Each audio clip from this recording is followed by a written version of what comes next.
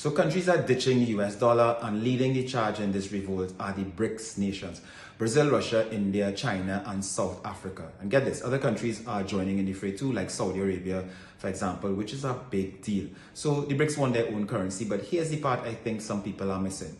Would China, who wants the yuan to replace the US dollar, agree to a BRICS currency? Maybe, maybe not. And how would India really want to integrate with China given the challenges at the border? These are just two of many examples that outline how tricky geopolitics can get. So achieving reserve currency status isn't a formal process, and a couple of things have to happen. Firstly, this has to be the currency the world wants to trade in. Okay, so we see some of that happening. Secondly, the foreign central bankers around the world will need to be convinced to start holding the Chinese yuan or this BRICS currency instead of the US dollar. So here's my take on it. The US economy, and by extension the US dollar, represents strength and stability. When things are really bad, other countries and other people sell their own currency to go into US dollars. This is known as a flight to quality trade.